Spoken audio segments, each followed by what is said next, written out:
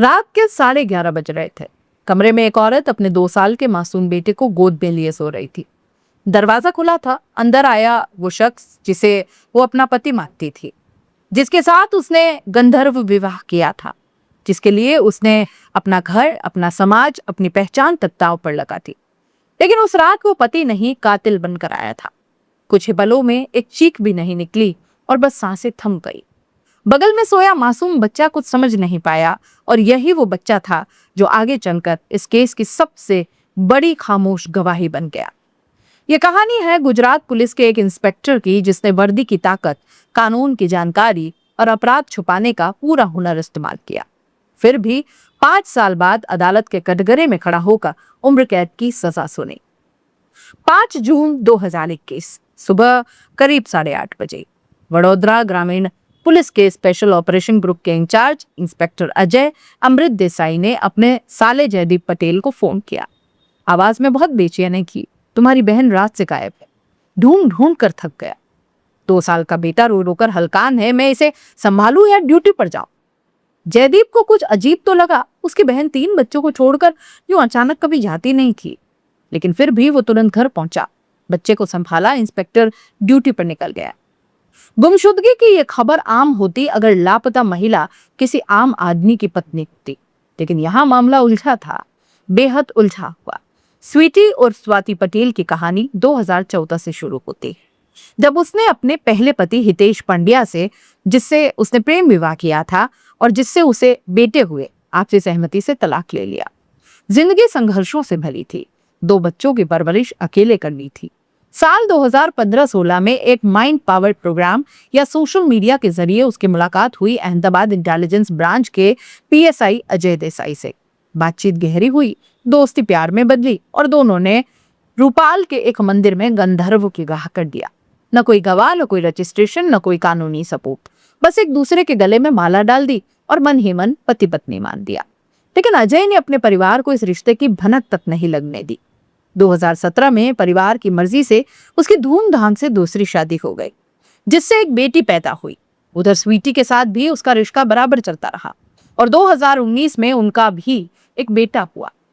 एक आदमी, 2 घर, 2 पहचान और बीच में झूलते 3 मासूम बच्चे। स्वीटी अब से प्यार नहीं, समाज में दर्जा मांगने लगी। मुझे स्वीकार करो, अपनी दूसरी बीवी को छोड़े, यही रट लगाई थी। झगड़े रोज के हो गए। 4 जून 2021 की रात भी वही झगड़ा शुरू हुआ, लेकिन इस बार बात हद से आगे निकल गई। इंस्पेक्टर के हाथ पत्नी के गले तक पहुंच गए और कुछ ही पलों में सब कुछ खत्म हो गया। जो आदमी बरसों से जुर्म सुलझाता आया था, अब जुर्म छुपाने की जुगत में लग गया। पूरी रात उसने कोई हरकत नहीं की, क्योंकि वो जानता था कि रात की कोई भी गतिविधि शक पैदा कर सकती है। बस एक दोस्त को फोन किया, बड़ी सहजता से घर की साफ सफाई और बागबानी की बातें की, जैसे कुछ हुआ ही न हो। सुबह होते ही अपनी काली जीप, जिसे वो कभी रिवर्स करके नहीं लगाता था, उस दिन उल्टी करके घर के पास खड़ी की। डिक्की खोलने की सहूलियत के लिए शव को रजाई में लपेटा, कंधे पर उठाया, डिक्की में रखा और निकल पड़ा। करीब 112 किलोमीटर दूर भरूच जिले के अताली गांव, एक निर्माणाधीन इमारत की ओर, जो कांग्रेस नेता किरीट सिंह जडेजा की जमीन पर रही थी। वहां घी, दूध, दही जैसी चीजों से एक क्रियाक्रम जैसा नाटक रचते हुए शव को इस बुरी तरह जलाया गया कि डीएनए सैंपलिंग तक की गुंजाइश न बचे। बस कुछ हड्डियां, कुछ दांत और पिघला हुआ मंगलसूत्र, अंगूठी और चूड़ियां बची। साजिश मुकम्मल थी, या शायद उसे यही लगता था। पुलिस ने शुरुआत में गुमशुदगी के मामले को उतनी गंभीरता से नहीं लिया जितनी जरूरत थी, लेकिन ऑस्ट्रेलिया में रहने वाले बेटे रिदम, स्वीटी के पहले पति के बेटे को जब मां के लापता होने की खबर मिली, तो उसने चुप बैठना मंजूर नहीं किया। उसने एक पैम्पलेट बनाया, सोशल मीडिया पर डाला, ये मेरी मां है, इसे ढूंढने में मदद करें। यह अपील गुजरात में इतनी वायरल हुई कि बात राज्य के गृह मंत्री प्रदीप जडेजा तक पहुंच गई। उन्होंने सख्त आदेश दिए, मामला वडोदरा पुलिस से हटाकर अहमदाबाद की डिटेक्शन ऑफ क्राइम ब्रांच यानी डीसीबी और एटीएस को सौंप दिया। अब जांच में तेजी आ गई। इंस्पेक्टर की कॉल डिटेल, सीडीआर और मोबाइल लोकेशन खंगाली गई और चौंकाने वाला सच सामने आ गया।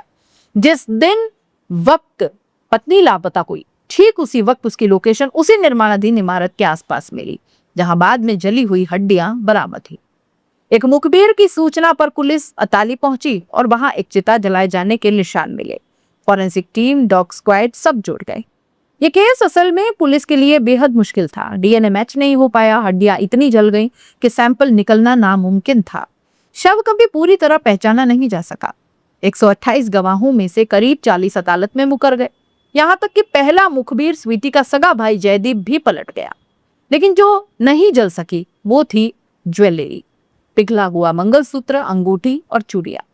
पुरानी तस्वीरों से मिलान करने पर साबित हो गया कि ये वही आभूषण थे जो स्वीटी पहनती थी। इंस्पेक्टर की मोबाइल लोकेशन, उसकी गाड़ी को उस दिन उल्टा लगाना, पत्नी का मोबाइल घर पर छूट जाना जो किसी भागती हुई औरत के लिए असंभव सा लगता है, और सबसे अहम है उसका अपने दोस्त से बिल्कुल सामान्य लहजे में बात करना जबकि पत्नी लापता थी। यह सब मिलकर परिस्थिति जन्य साक्ष्यों यानी सर्कमस्टेंशियल एविडेंस की एक ऐसी कड़ी बन गई जिसे जुठलाना नामुमकिन होता है। पहले पति हितेश ने भी अदालत में अहम गवाही दी। उसने बताया कि स्वीटी अक्सर उसे बताती थी कि अजय उसे समाज में स्वीकार नहीं कर रहा और रोज झगड़ा करता है। पॉलीग्राफी टेस्ट में भी इंस्पेक्टर की कहानी में झोल पकड़ा गया। करीब 48 दिनों की गहन जांच के बाद 27 जुलाई 2021 को इंस्पेक्टर अजय देसाई और उसका मददगार किरीट सिंह जडेजा दोनों रिमांड पर ले लिए गए। पूछताछ में इंस्पेक्टर अपनी मौजूदगी का कोई ठोस जवाब नहीं दे पाया और आखिरकार सच उगल दिया। 5 साल तक चली लंबी कानूनी लड़ाई के बाद 14 अगस्त 2026 को करजन की अदालत में अपना फैसला सुनाया। इंस्पेक्टर अजय अमृत देसाई को आजीवन कारावास और 2 लाख रुपए की जुर्माने की सजा, साथ ही शव ठिकाने लगाने में जमीन इस्तेमाल कराने के जुर्म में किरीट सिंह जडेजा को 5 साल कैद की सजा भी सुनाई गई। अदालत ने अपने फैसले में एक अहम बात कही, किसी अपराध को साबित करने के लिए हमेशा लाश या डीएनए मैच जरूरी नहीं होता। अगर परिस्थिति जन्य साक्ष्यों की कड़ी बेदाग और अटूट हो तो वही किसी को दोषी ठहराने के लिए काफी है। इस पूरे मामले में सबसे ज्यादा नुकसान उन मासूमों का हुआ जिनका इसमें कोई कसूर नहीं था। अरेंज मैरिज से कोई बेटी, स्वीटी से हुआ बेटा, और वो बच्चा जो उस रात माँ के साथ सोया था और कुछ बोल नहीं पाया। और अगर रिदम ने अपनी माँ को ढूंढने की जिद न पकड़ी होती, अगर पहले पति ने अदालत में सच न कहा होता, तो शायद एक पुलिस वाला जो जुर्म छुपाना बखूबी जानता था कभी पकड़ा नहीं जाता। लेकिन जैसा कि इस केस ने साबित किया, चाहे कातिल खुद पुलिस वाला ही क्यों ना हो, सबूत कहीं ना कहीं जरूर छुप जाते हैं और आखिरकार सच सामने आ जाता है। आप इस पूरे मामले को कैसे देखते हैं? अपनी राय कमेंट बॉक्स में लिख दीजिए। जाते जाते चैनल को लाइक, शेयर और सब्सक्राइब जरूर कीजिए।